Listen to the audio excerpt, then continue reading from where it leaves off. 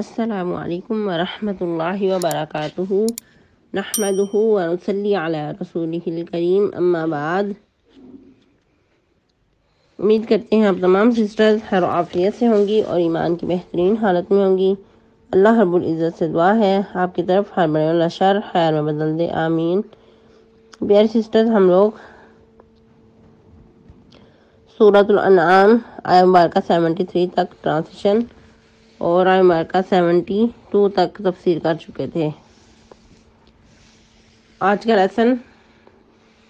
آیہ مبارکہ 80 تک ٹرانسلیشن اور تفسیر کا لیسن آیہ مبارکہ 73 سے سٹارٹ کریں گے۔ ربی اشرح لی صدری ویسر لی امری واحلل عقدۃ من لسانی یفقہوا قولی اللہم بارک لنا فی اوقاتنا اللہم فقہنا فی الدین اللہم انی اسألک الہدی والتقی والعفاف والغنی اللہم الہمنی رشدی واعذنی من شر نفسی۔ اعوذ باللہ من الشیطان الرجیم، بسم اللہ الرحمن الرحیم۔ وَإِذْ قَالَ إِبْرَاهِيمُ لِأَبِيهِ آزَرَ أَتَتَّخِذُ أَصْنَامًا آلِهَةً إِنِّي أَرَاكَ وَقَوْمَكَ فِي ضَلَالٍ مُبِينٍ وَكَذَلِكَ نُرِي إِبْرَاهِيمَ مَلَكُوتَ السَّمَاوَاتِ وَالْأَرْضِ وَلِيَكُونَ مِنَ الْمُوقِنِينَ فَلَمَّا جَنَّ عَلَيْهِ اللَّيْلُ رَأَىٰ كَوْكَبًا قَالَ هَٰذَا رَبِّي فَلَمَّا أَفَلَ قَالَ لَا أُحِبُّ الْآفِلِينَ فَلَمَّا رَأَى الْقَمَرَ بَازِغًا قَالَ هَٰذَا رَبِّي فَلَمَّا أَفَلَ قَالَ لَئِن لَّمْ يَهْدِنِي رَبِّي لَأَكُونَنَّ مِنَ الْقَوْمِ الضَّالِّينَ فَلَمَّا رَأَى الشَّمْسَ بَازِغَةً قَالَ هَٰذَا رَبِّي هَٰذَا أَكْبَرُ فَلَمَّا أَفَلَتْ قَالَ يَا قَوْمِ إِنِّي بَرِيءٌ مِّمَّا تُشْرِكُونَ إِنِّي وَجَّهْتُ وَجْهِيَ لِلَّذِي فَطَرَ السَّمَاوَاتِ وَالْأَرْضَ حَنِيفًا وَمَا أَنَا مِنَ الْمُشْرِكِينَ وَحَاجَّهُ قَوْمُهُ قَالَ أَتُحَاجُّونِّي فِي اللَّهِ وَقَدْ هَدَانِ وَلَا أَخَافُ مَا تُشْرِكُونَ بِهِ إِلَّا أَن يَشَاءَ رَبِّي شَيْئًا وَسِعَ رَبِّي كُلَّ شَيْءٍ عِلْمًا أَفَلَا تَتَذَكَّرُونَ۔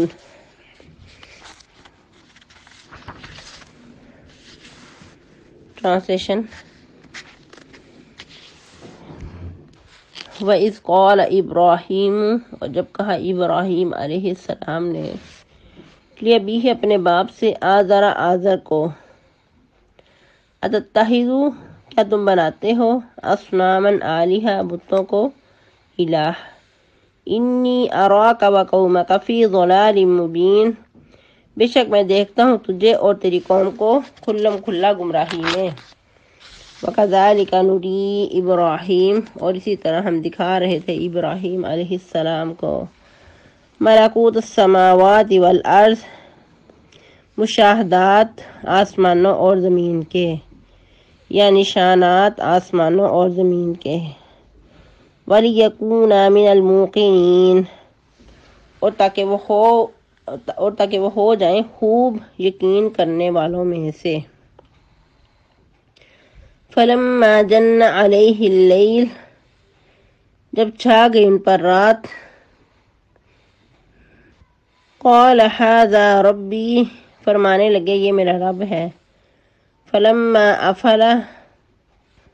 فَلَمَّا جَنَّ عَلَيْهِ اللَّيْلُ رَأَىٰ كَوْكَبًا جب چھا گئی ان پر رات دیکھا ایک ستارے کو،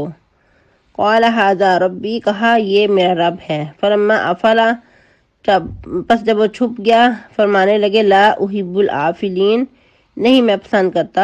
چھپ جانے والوں کو۔ فلما رأى القمر بازغا، پس جب دیکھا چاند کو خوب روشن ہے، قال ھذا ربی، فرمانے لگے یہ میرا رب ہے۔ فلما افلا، پس جب وہ چھپ گیا، قال، کہنے لگے لئن لم یہدنی ربی، اگر نہ مجھے ہدایت دے گا میرا رب، لأکونن من القوم الضالین، البتہ میں ہو جاؤں گا گمراہ لوگوں میں سے۔ فلما رأى الشمس بازغة، پس جب دیکھا سورج کو چمک رہا ہے، قال ھذا ربی ھذا اکبر، فرمانے لگے یہ میرا رب ہے، یہ سب سے بڑا ہے۔ فلما افلت، تو جب وہ بھی چھپ گیا، قال، فرمانے لگے یا قومی، اے میری قوم، انی بریء مما تشرکون، بے شک میں بری و بیزار ہوں اس سے جو تم شریک ٹھہراتے ہو۔ انی وجہت وجہی للذی فطر السماوات والارض حنیفا، بے شک میں نے یکسو کر لیا اپنے چہرے کو اس ذات کے لیے جس نے پیدا کیا آسمانوں اور زمین کو، حنیفاً یک طرفہ، وما انا من المشرکین، اور نہیں ہوں میں مشرکین میں سے۔ وحاجہ قومہ، تو جگڑنے لگی اس سے اس کی قوم، قال تحاجونی فی اللہ، فرمانے لگے کیا تم مجھ سے جگڑتی ہو اللہ کے بارے میں، وقد ہدان، حالانکہ اس نے مجھے سیدھی راہ دکھا دی ہے، ولا اخاف، اور نہیں میں ڈرتا، ما تشرکون بہ، جو تم شریک ٹھہراتے ہو اس کے ساتھ، الا ان یشاء ربی شیئا، مگر یہ کہ چاہے میرا رب کچھ، وسع ربی کل شیء علما، وسیع ہے میرے رب کا علم ہر چیز پر، افلا تذکرون، تو کیوں نہیں تم نصیحت حاصل کرتے۔ تفسیر آیہ مبارکہ 73 سے، جیسا کہ ہم سورۃ الانعام پڑھ رہے ہیں، اور سورۃ الانعام توحید کے دلائل پہ زبردست سورہ مبارکہ ہے، اور اللہ سبحانہ و تعالی طرح طرح سے مشرکین مکہ کو سمجھانا چاہ رہے ہیں، کبھی کسی طرح، کبھی کوئی مثال کے ذریعے، کبھی کوئی اپنی قدرت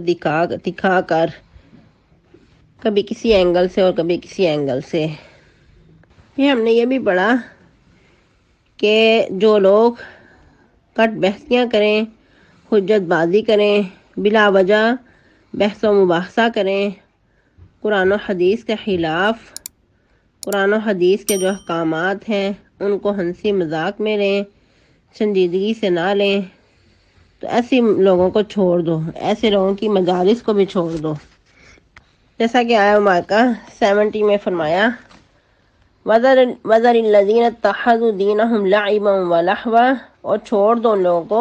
جنہوں نے اپنے دین کو کھیل تماشا بنا رکھا ہے اور ان کو دنیا کی زندگی نے دھوکے میں ڈال رکھا ہے، کیونکہ کچھ لوگ ایسے بھی ہوتے ہیں جن کا مشغلہ صرف دنیا میں ہنسی مذاق، کھیل دل لگی اور کچھ نہیں، تو ایسے لوگ یقیناً اپنی دنیا کی زندگی کی طرف سے دھوکے میں ہیں، کیونکہ ان کو اس چیز کا علم ہی نہیں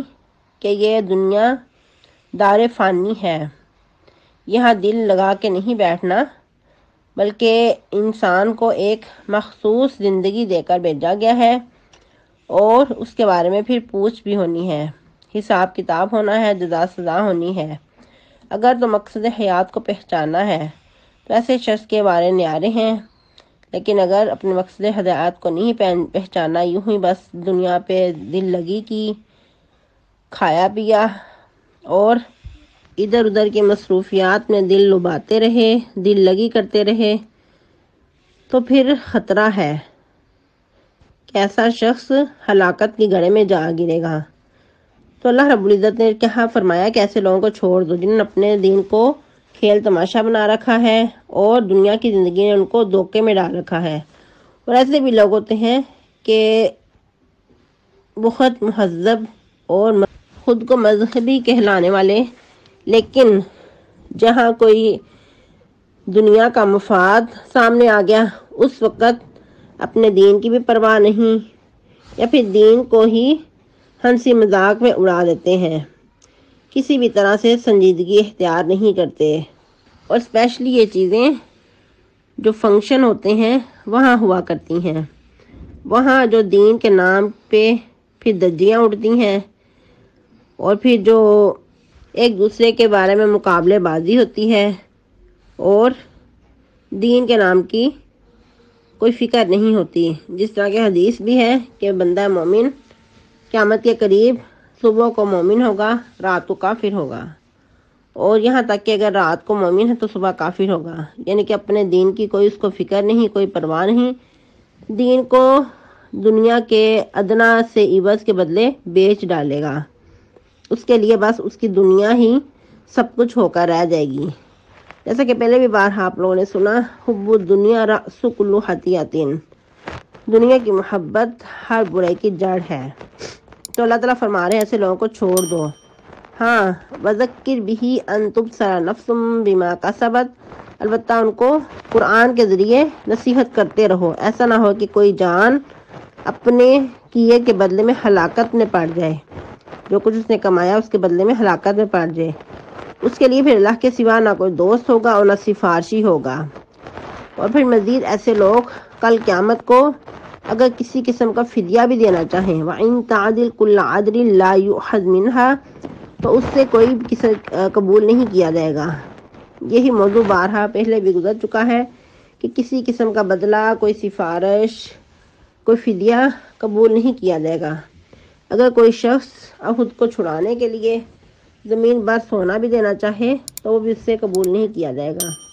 اللہ تعالیٰ فرما رہے ہیں اولئک الذین ابسلوا بما کسبوا، ایسے ہی لوگ ہیں جنہوں نے ہلاکت میں ڈالا جو کچھ انہوں نے کمایا۔ لہم شراب من حمیم، ایسے لوگوں کے لیے پینا بھی گرم ہوگا اور عذاب دردناک ہوگا، اس وجہ سے کہ وہ کفر کیا کرتے تھے، سرے سے ہی انکار کر دیتے تھے، مان کر ہی نہیں دیتے تھے۔ پھر مزید ہم نے پڑھا کہ جو غیر اللہ کو پکارنے والے ہیں ان کی مثال اس شخص جیسی ہے کہ جو بابلا ہوا ہے، جس کو شیطان نے چھو کر آسیب زدہ کر دیا ہے، تو وہ اب کہیں کا بھی نہیں، اس کے ساتھی بھی اس کو پکارتے ہیں کہ ہماری طرف آ جا، لیکن وہ کسی کی بھی مان کر نہیں دیتا۔ پھر اللہ تعالیٰ مزید ہدایت کی توحید کی پہچان کرواتے کراتے فرما رہے ہیں قل ان ھدی اللہ هو الہدی وامرنا لنسلم لرب العالمین، اور میں حکم دیا گیا ہوں کہ رب العالمین کے سامنے اطاعت ہم کر دوں۔ اور پھر مزید کامیابی کو کنجی بتائی گئی نماز اور تقوی، پھر فرمایا گیا کہ اسی کی طرف ان سب کو اکٹھے کیا جانا ہے۔ پھر مزید اللہ تعالیٰ پہچان کروا رہے ہیں اے نبی آپ فرما دیجئے وہی تو پاک ذات ہے جس نے آسمان و زمین کو حق میں مبنی پیدا کیا ہے، اللہ کی شان کے لائق نہیں کہ دنیا کو اسی طرح بے فائدہ پیدا کر دے، بے مقصد، بلکہ جو کچھ بھی اس نے پیدا کیا ہے وہ سب ایک سوچا سمجھا پلاننگ ہے، سب کچھ پلاننگ کے تحت ہوا، کوئی بے مقصد بے فائدہ کوئی ہنسی مذاق کی چیز نہیں ہے دنیا کا پیدا کرنا یا پھر زمین و آسمان کا بنانا، اور یہ بھی ایک وقت تک ہے۔ وَيَوْمَ يَقُولُ كُن فَيَكُونُ، اور اس دن وہ فرمائے گا کہ حشر برپا ہو جائے، قیامت قائم ہو جائے، فیکون تو وہ ہو جائے گی، قولہ الحق، یہ اس کا فرمانا برحق ہے، یعنی کہ اللہ کا کوئی بھی فرمان حق سے ہٹی ہوئی نہیں ہے، اس کا تمام فرمانا حق پہ مبنی ہے، اور اسی کے لیے بادشاہت ہے۔ وَلَهُ الْمُلْكُ يَوْمَ يُنفَخُ فِي الصُّورِ، اس دن سور میں پھونکا جائے گا، عالم الغیب والشہادہ، وہ جانتا ہے غیب اور حاضر کا، ہر چیز اس کے علم میں ہے، کوئی چیز بھی اس کے علم سے دور نہیں ہے۔ وَهُوَ الْحَكِيمُ الْخَبِيرُ، اور بہت ہی زیادہ حکمت والا باخبر ہے۔ دنیا آزمائش کا گھر ہے، جیسا کہ اور بھی قرآن کے مختلف مقامات میں فرمایا لِيَبْلُوَكُمْ أَيُّكُمْ أَحْسَنُ عَمَلًا، دنیا پہ بھیجنے کا مقصد تاکہ تمہیں آزمائے کہ تم میں کون اچھے عمل کرتا ہے۔ سورہ کہف میں بھی فرمایا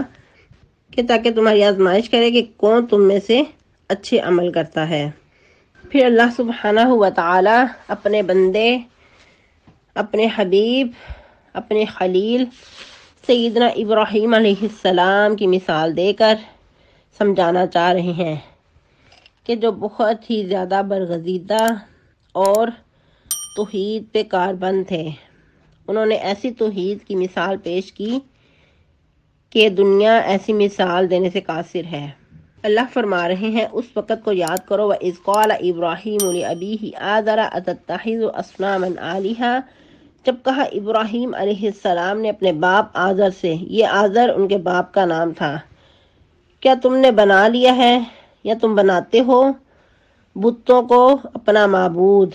انی اراک وقومک فی ضلال مبین، بے شک میں تجھے اور تیری قوم کو کھلم کھلا گمراہی میں دیکھتا ہوں۔ اب یہ انداز باپ کو سمجھانے کا، یہ باپ کی کوئی توہین نہیں ہے، بلکہ اللہ کی توحید خالص بیان کر کے باپ کے ساتھ ایک طرح کی خیر خواہی کی جا رہی ہے کہ باپ اگر گمراہ ہے، بھٹکا ہوا ہے، تو وہ سیدھی راہ پہ آ جائے۔ اور ادھر ایک اور چیز بھی واضح کر دوں کہ ادھر ابراہیم اسلام کا جو بیان کرنے کا مقصد تھا، ابراہیم اسلام کی شخصیت کو نمایاں کرنا، کیونکہ مشرکین مکہ خود کو ابراہیم اسلام کے پیروکار کہلاتے تھے، ابراہیم علیہ السلام کو اپنا امام مانتے تھے، تو اللہ رب العزت نے ان کی ذہنیت کو سامنے رکھتے ہوئے ان پہ ایسا اٹیک کیا، ان کو سمجھانا چاہا کہ اگر تم ابراہیم اسلام کے دعوے دار ہو تو پھر میرے ابراہیم تو وہ تھے جو پھر توحید پہ کاربند تھے، تو تم بھی پھر ان کی پیروی کرو، مکمل ان کے نقش قدم پہ چلو۔ ان کے اندر تو کوئی ایسی شرک کی آمیزش نہیں تھی، وہ زبردست توحید پہ گامزن تھے۔ اور ادھر ایک اور چیز کی وضاحت کر دوں کہ سیدنا ابراہیم اسلام کے باپ کا نام آزر تھا، تو جو اس قسم کے اللہ کے دشمنوں کے نام ہوتے ہیں وہ ہم نہیں رکھ سکتے، اور تاریخ میں اور بھی ان کے باپ کے اور نام بھی ملتے ہیں، جس طرح کہ آرش یا تارش، تو اس قسم کے نام ہو سکتا ہے کہ لقب وغیرہ ہو، لیکن جو ہمیں نام آیا مبارکہ سے مل رہا ہے وہ آزر ہی نام ہے۔ اور کچھ لوگوں کا بھی یہ بھی کہنا ہے کہ ہو سکتا ہے وہ چچا تھا یا کیا تھا، تو ایسا نہیں ہے، واضح قرآن کی آیت میں نظر آ رہا ہے لِأَبِيهِ آزر، اپنے باپ آزر سے کہا۔ تو اس طرح کی بحثوں میں پڑھنا اچھی بات نہیں، جو قرآن میں سے ہمیں مل رہا ہے بس اسی پہ ہی ہمارا ایمان ہے کہ ابراہیم السلام کے باپ کا نام آزر ہی تھا۔ اور یاد رہے کہ ابراہیم علیہ السلام شروع سے ہی زبردست توحید پہ گامزن تھے، یہاں تک کہ جب بہت چھوٹے بچے تھے اس وقت کہا جاتا ہے کہ ان کے والد ان کو بت بنا کر دیتے اور کہتے کہ جا کے بیچ کے آؤ۔ تو ان کا انداز کیسا تھا، وہ بہت توہین امیز انداز میں ان کو کھینچتے جو بت بنا کر دیے ہوتے، اور کہتے کہ ٹھاکر لے لو، ٹھاکر، جس نے جہنم رسید کرنی ہے ٹھاکر لے لو، یعنی کہ ساتھ پہچان کرواتے کہ اگر یہ بت خریدنے ہیں تو ساتھ تم جہنم کا سودا کر رہے ہو، پھر اس کو خریدو۔ جہنم کا اگر سودا کرنا ہے تو پھر شوق سے، خوشی سے پھر ان بتوں کو خریدو۔ تو اللہ سبحانہ و تعالیٰ کیا فرما رہے ہیں، وَكَذَلِكَ نُرِي إِبْرَاهِيمَ مَلَكُوتَ السَّمَاوَاتِ وَالْأَرْضِ وَلِيَكُونَ مِنَ الْمُوقِنِينَ، اور اسی طرح ہم ان کو ابراہیم اسلام کو آسمانوں اور زمین کے عجائبات دکھانے لگے۔ ملکوت، بہت بڑے نشانات، کمال اللہ کی قدرت، وہ نشانات دکھانے لگے۔ اور مقصد کیا تھا؟ تاکہ وہ خوب یقین کرنے والوں میں سے ہو جائیں۔ پہلے بھی یقین میں کوئی کمی نہیں تھی، توحید پہ زبردست وہ گامزن تھے، لیکن مزید اللہ رب العزت نور علی نور کرنا چاہتے تھے، ابراہیم علیہ السلام کے ذریعے توحید کو واضح کرنا چاہتے تھے۔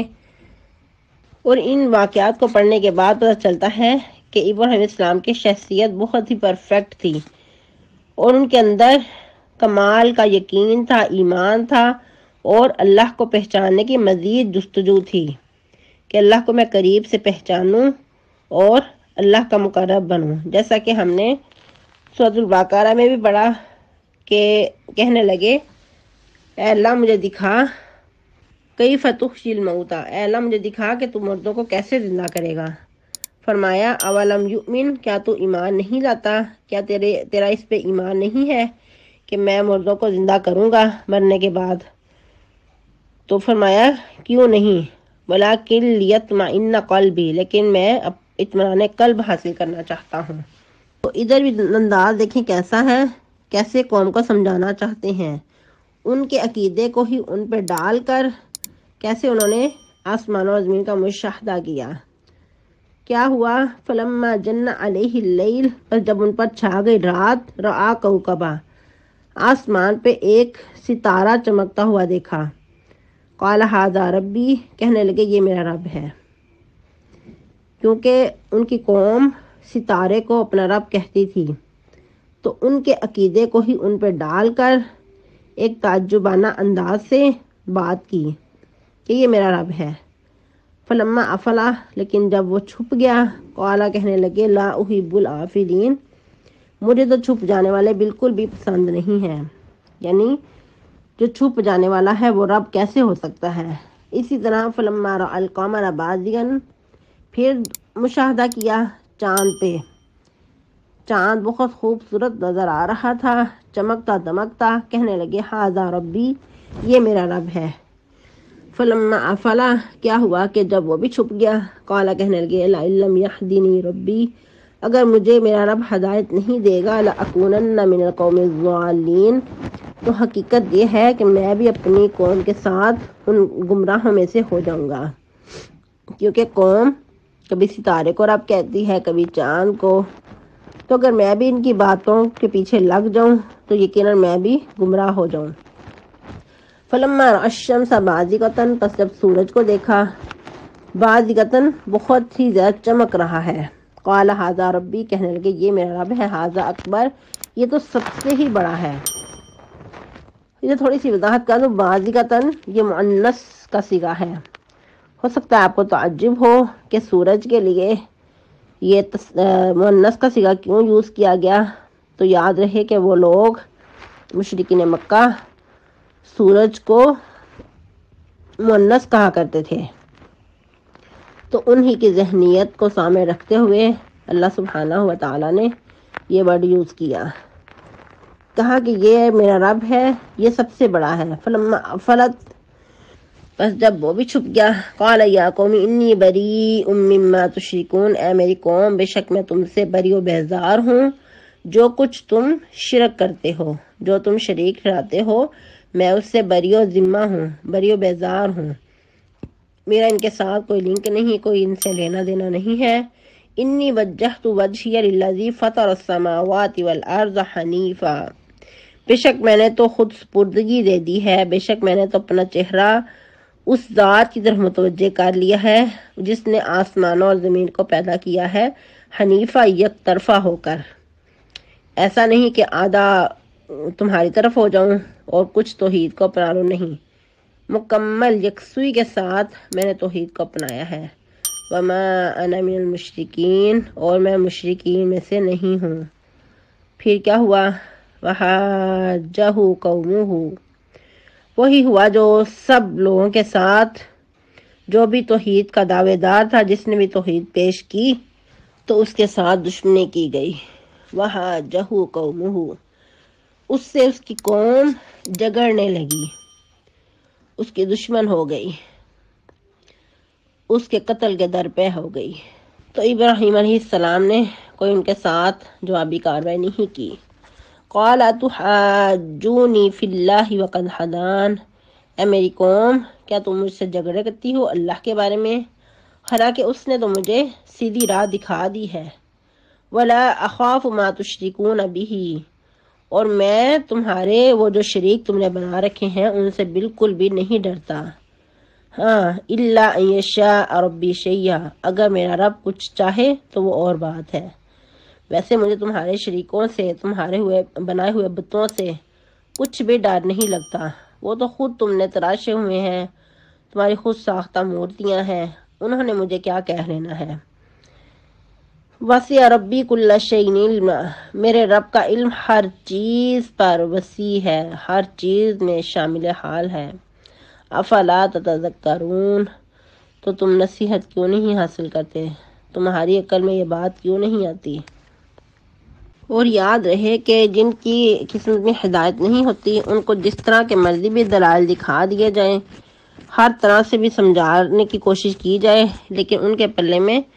کچھ بھی نہیں بیٹھتا۔ ان کی عقل شعور سے خالی ہوتی ہے، وہ سمجھنا نہیں چاہتے، تو پھر سب دلائل دیکھ کر بھی ایسے لوگ نہیں سمجھتے۔ تو یہی حال ان لوگوں کا تھا۔ اور جو تھوڑی سی وضاحت کی جائے کہ کچھ لوگ یہ کہتے دکھائی دیتے ہیں کہ ابراہیم علیہ السلام کی جو پیدائش، ان کی پرورش ایک غار کے اندر تھی، اس ڈر سے کہ جو بادشاہ تھا وہاں کا وہ ان کو نقصان نہ پہنچائے، قتل نہ کر دے، تو اس غار میں پرورش پاتے پاتے ایک دن اچانک غار سے باہر آئے، تو سوچا کہ چلو میں اپنے رب کو ڈھونڈتا ہوں، اپنے رب کی تلاش میں نکلے۔ تو اس وقت یہ سب کچھ دیکھ کر انہوں نے یوں فرمایا، یعنی کہ ستارے کو دیکھا، سورج کو دیکھا، چاند کو دیکھا، تو تب ایسے ہی فرمایا۔ تو یہ بالکل من گڑت بات ہے، ایسا کچھ بھی نہیں ہے۔ یاد رہے کہ یہ تلاش حق کا سفر نہیں تھا، بلکہ یہ مشاہدات کا سفر تھا۔ قوم کو سمجھانے کے لیے ان کے عقیدے کو ہی ان پہ ڈال کر بات کو واضح کرنے کے لیے اس طرح انہوں نے کیا۔ آسمانوں اور زمین کی جو وسیع کائنات، اس کا مشاہدہ کیا۔ اور بات آیت کے اندر سے ہی سمجھ آ رہی ہے کہ جو ہی ستارہ چھپ گیا اس وقت کہا لا احب العافلین۔ اسی طرح جب چاند چھپ گیا تو کہنے لگے لئن لم یهدنی ربی لاکونن من القوم الضالین۔ اسی طرح جب سورج چھپ گیا تو کہنے لگے یا قوم انی بریء مما تشرکون، اے میری قوم بے شک میں تم سے بری و بیزار ہوں جو کچھ تم شرک کرتے ہو۔ اگر یوں ہی ان کی بات مان لی جائے جس طرح کچھ لوگوں کا کہنا ہے، تو پھر یہ آیت کے اندر جو باتیں ہو رہی ہیں اس کی پھر نفی ملتی ہے، ان الفاظ کی پھر تکذیب ہوتی ہے۔ تو ایسا نہیں ہے۔ ابراہیم علیہ السلام توحید پہ گامزن تھے، رب تعالیٰ کی ان کو اچھے سے پہچان تھی، قوم کو بار بار سمجھانا چاہتے تھے، اپنے والد کو بار بار سمجھانا چاہتے تھے جو کہ مشرک تھا۔ اور آگے بھی انشاءاللہ آپ لوگ سورہ مریم میں بھی پڑھیں گے ان کے بارے میں کہ جب توحید کو پیش کیا تو اس وقت باپ کیا کہنے لگا لأرجمنک وہجرنی ملیہ، کہ تم مجھ سے ہمیشہ سے دور ہو جا ورنہ میں تجھے پتھر مار مار کر سنسار کر دوں گا۔ تو اس لیے یہ کہنا بے بنیاد بات ہوگی کہ غار کے اندر پناہ لی ہوئی تھی اور باہر نکلے تو دیکھ کے نشانات، مشاہدات، اس وقت توحید کو اپنایا، ایسی بات نہیں ہے۔ یہ ایک مبلغ کا بہت زبردست انداز ہوتا ہے کہ اس طرح کی بات اپنا کر لوگوں کو سمجھانا۔ جس طرح کہ سورہ یاسین میں بھی بندہ مومن جو تھا اس نے کیا فرمایا تھا وَمَا لِيَ لَا أَعْبُدُ الَّذِي فَطَرَنِي، میں کیوں اس کی عبادت نہ کروں جس نے مجھے پیدا کیا ہے، وَإِلَيْهِ تُرْجَعُونَ، کہ اسی کی طرف میں پھر اکٹھے بھی کیا جانا ہے، مجھے اسی کی طرف لوٹ کر جانا ہے۔ تو یہ ایک انداز ہوا کرتا ہے تبلیغ کرنے کا کہ سامنے والے کے عقیدے کو اسی پہ رکھ کر بات کو نکھیڑنا، بات کو سمجھانا۔ جو تو عقل مند ہوتا ہے، سمجھدار ہوتا ہے، وہ سمجھ جاتا ہے بات کیا کی جا رہی ہے، کیا کہی جا رہی ہے، کس کنٹیکس میں کی جا رہی ہے، کیا سمجھانا مقصد ہے۔ آج کے لیے اتنی کافی ہے، آپ لوگوں نے اچھے سے یاد کرنا ہے اور سنانا بھی ہے۔ اور آج فرائیڈے ہے، فرائیڈے کی سنتوں کا خیال رکھیے گا، اسپیشلی سورۃ الکہف، صدقہ خیرات، درود شریف کی کثرت اور مسواک۔ سبحانک اللہم ربنا وبحمدک نشہد ان لا الہ الا انت نستغفرک ونتوب الیک۔ والسلام علیکم ورحمۃ اللہ وبرکاتہ۔